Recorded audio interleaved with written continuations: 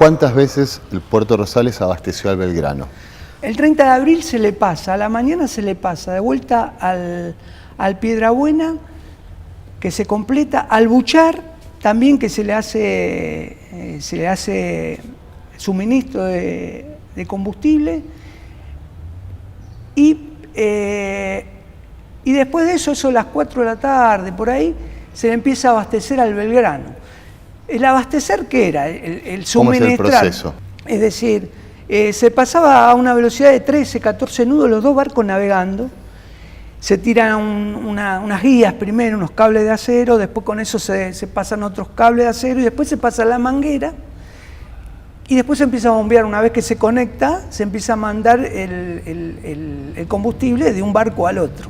¿A qué distancia está un barco del otro aproximadamente? 20 metros aproximadamente. 20 metros. 20 metros, vos calculás que no son 20 metros que vos vas por la carretera. 20 metros en el mar, que los barcos, la proa se abre, se cierra, y bueno. Es una maniobra peligrosa y de precisión. Sí, sí. El Belgrano ahí se hace también la maniobra de aproximación y empieza a suministrar el combustible también, ¿no? Pero en esa situación se tiene ambos capitanes deciden, Radamés Lupi, que era el capitán del Rosales, junto con Bonzo, que era el capitán de navío bueno, se decide suspender la maniobra porque se levanta mal tiempo y bueno, y las olas hacen que los barcos prácticamente se toquen, ¿no? Haciendo la maniobra imposible. Fue el buque tanque que nos estaba aprovisionando de combustible y claro, es una buena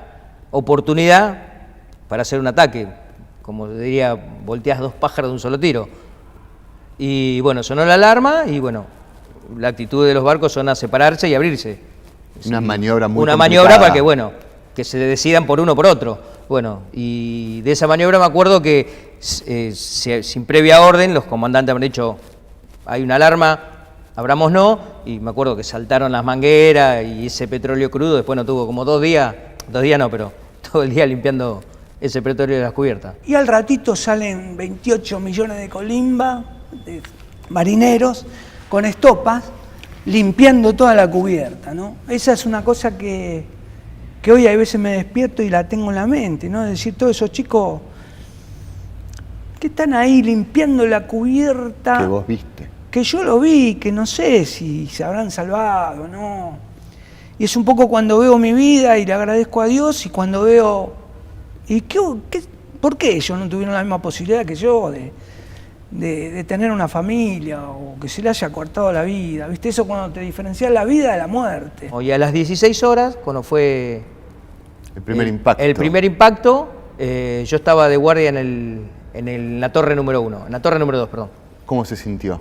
Se sintió como un choque, cuando se te mueve toda la estructura, fue un movimiento así, se cortó toda la luz, toda la energía, y después había un humo, no sé si algo, cuando prendes un fósforo, ese olor a fósforo quemado, bueno, sí. Un humo con ese olor a fósforo quemado. ¿Te diste cuenta inmediatamente de lo que estaba pasando?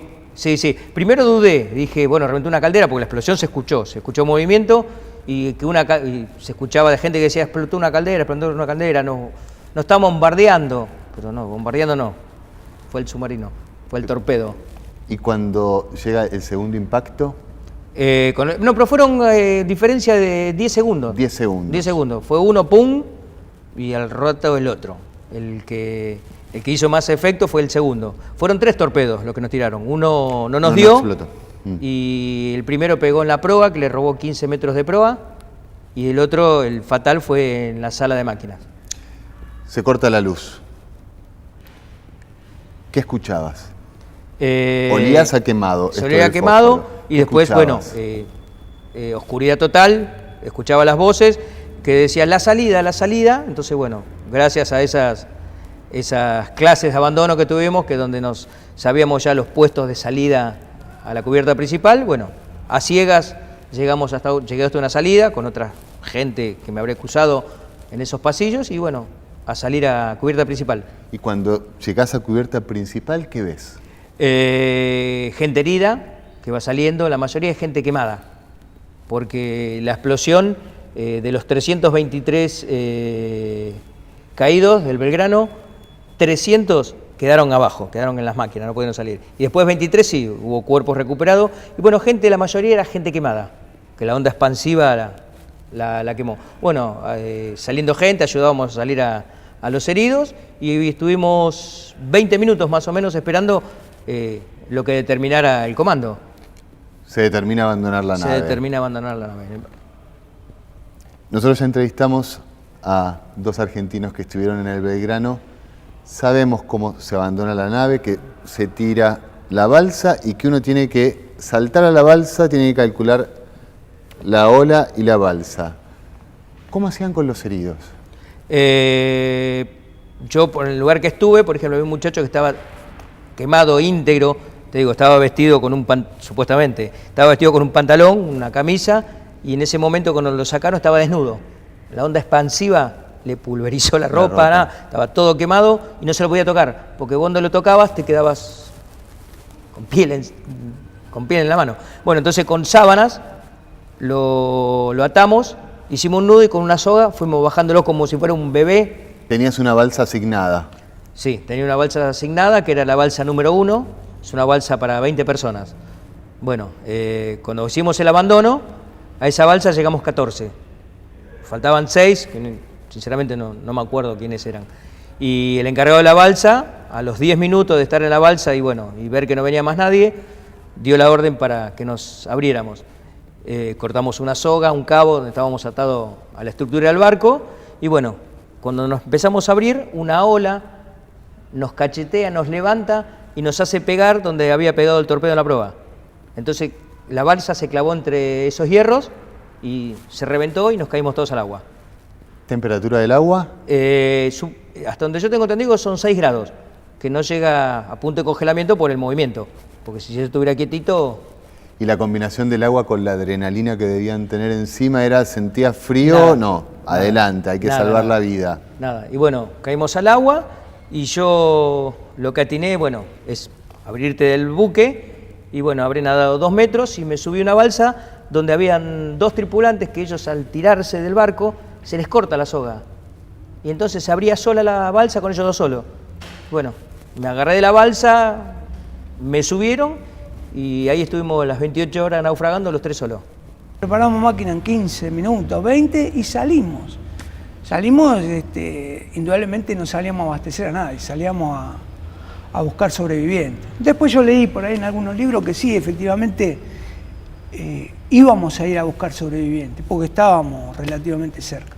Y después llega la orden de pegar la vuelta, y bueno, pegamos la vuelta y volvimos al fondeadero. Volvimos al fondeadero, hay todas las luces apagadas, ahí en San Antonio, ahí en Isla de los Estados, Bahía San Antonio, y a esperar a ver qué pasaba, a ver cuáles eran las órdenes siguientes, ¿no? ¿Fuiste testigo del hundimiento del barco? ¿Miraron, no miraron? Sí, habremos estado a 200 metros, porque ya la corriente te iba alejando un poquito, y más el viento. ¿Qué se escuchó? Se escuchaban gritos de viva la patria y el himno. Por supuesto nosotros nos acoplamos a esto, gritamos, cantamos el himno y después ya está, dijimos, estamos ahora en manos de Dios. ¿Cómo se sintió, cómo se vivió en el Puerto Rosales el hundimiento de un barco que 24 horas antes habían terminado de abastecer? Y es un poco como que te cae la ficha, ¿viste? Te cae la ficha por qué motivo, porque te cae la ficha porque yo te puedo explicar todo, te puedo decir todo, pero cuando te pasan las cosas vos decís, pasa, esto está pasando, no es que puede pasar, no, está pasando. Entonces, ahí nos cayó la ficha todo, fue traumático, fue muy traumático, realmente. ¿Qué es lo que no te podés olvidar de esas 28 horas? Mira, llega un miedo, primero teníamos miedo, pero llega un momento que ese miedo te sobrepasa, estás como ido, y hablábamos de lo que íbamos a hacer siempre al futuro, qué íbamos a hacer cuando llegáramos, 20 años los 3 teníamos, qué íbamos a hacer. ¿Y qué ibas a hacer? Íbamos a ir a, cada uno decía, che, no vamos, vengan a mi barrio, que yo tengo un boliche, cosas de pibe, ir a bailar, qué tal si planeamos unas vacaciones juntos, siempre fue una charla a futuro, nunca pensar qué nos está pasando, nada. ¿Se quebraba alguno en algún momento o no? No. De los 3, no. ¿Tenían agua potable? ¿Tenían...? La balsa viene con una ración para 20 personas para 5 días. Éramos 3, así que no hizo falta. Recién al otro día tomamos un poco de agua porque hay unas pastillas, también vienen unas pastillas para el mareo. Claro, los 3 solos parecía una mesa de billar. Rebotábamos de un lado para otro, entonces del mareo, era vómitos continuos, todo eso, hasta un momento que ya estás vacío, ya nada, pero esa sensación fea. Me acuerdo que abrimos un sachet de agua, es un agua especial, no es agua común, y las pastillitas. Me acuerdo que me la puse en la boca, tomé, me imagino que me habrá llegado hasta acá, y como llegó hasta acá salió de vuelta. Ok. Así. En una noche que fue tremenda con olas muy altas. Y el frío. Y el frío. La sensación térmica era de 20 grados bajo cero. ¿Estaban juntos en el centro de la balsa? En el centro de la balsa, los 3 abrazados. Abrazados para darnos calor. Hacíamos cosas, por ejemplo, nos orinábamos, del frío que tenía, nos orinábamos encima para sentir ese calorcito, nos humedecíamos las manos, el dolor, por ejemplo, teníamos mucho dolor, tanto en la nariz como en las orejas, por el frío. Por el frío. Y entonces, nada, la mano caliente, ponértela era un momento de placer, porque te duraba nada, pero bueno. ¿Tuviste un poco de alivio cuando empieza a amanecer? El alivio fue al mediodía. Al mediodía estábamos hablando. Siempre fue la táctica de hablar, no dormirnos, porque sabíamos que el frío es lo que te hace la muerte blanca, que de a poquito te vas durmiendo hasta que ya no tenés signo vital y te dormiste. Y bueno, el tema era hablar, estar no moviéndonos, pero bueno. Y era más o menos el mediodía, ya teníamos la luz del día y por ahí sentíamos un ruido de motor. Un ruido de motor, y sentimos boom por arriba, porque las balsas son cerradas. Y bueno, salimos y era un avión de reconocimiento. Pasó por arriba de nosotros y después volvió, como para darnos señas, como darnos señas que nos vio. Ahí te dijimos, listo, ya está. El avión pasó al mediodía. Sí. ¿Y el barco cuando las 8 de la noche, ahí donde empezó la desesperación, porque cuando pasa el avión de reconocimiento, está la balsa, está el bolso de supervivencia donde están las bengalas. Sí. Bueno, vimos el avión y desesperado fui yo. Saqué la pistola de señales y no sé si eran 5 o 6 bengalas. Y bueno, y tiré las 5 o 6 bengalas de la desesperación que nos vean. Te jugaste todas. Me jugué, ahí. No pensé en un después, nada. Entonces, bueno, tiré todo, bueno, pasó el avión de vuelta, nos vieron, quedó ahí. A las 4 de la tarde ya está oscuro. A las 4 de la tarde empezamos. Y se nos vieron a las 12, son las 4.